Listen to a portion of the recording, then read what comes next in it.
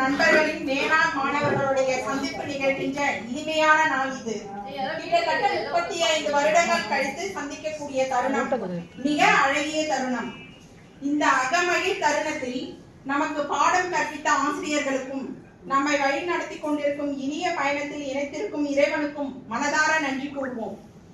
ஆண்டு பலவாகலாம், நரைக்கூடி போகலாம், அன்பு கொண்ட நம் நெஞ்சம் மாறாது. பூர்வ ஜென்ம புண்ணியமோ இந்த நட்பு பந்தம்.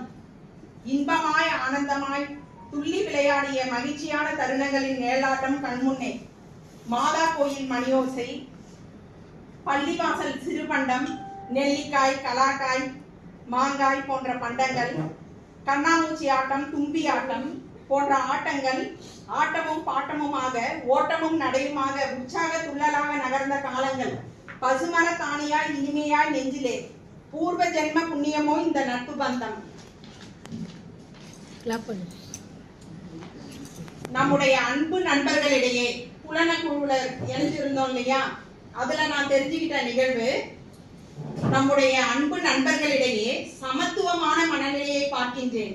விட்டு கொடுத்தல் மற்றும் ஆழமான புரிதல் உணர்வில் வியப்பில் ஆழ்கிறேன். உன்னதமான நட்பில் உயர் மகத்துவத்தை காண்கின்றேன். உண்மையான அன்பிலும் பாசத்திலும் மனம் நெகிழ்ந்து மகிழ்கின்றேன். முகநக நட்பது நட்பன்று, நெஞ்சத்து அகநக நட்பது நட்பு என்ற குறளுக்கு இலக்கணமாக வாழக்கூடியவர்கள் நம் நண்பர்கள்.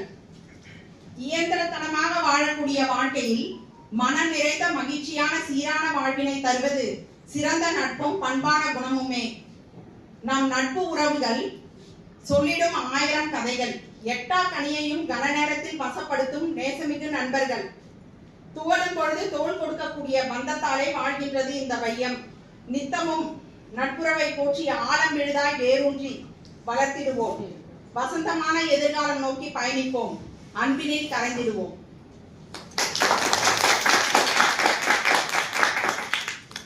அடுத்து உங்களுடைய பெயருக்கு ஏற்ற வகையில பொருள் சொல்லி உங்களெல்லாம் அன்போட வரவேற்கின்றேன்.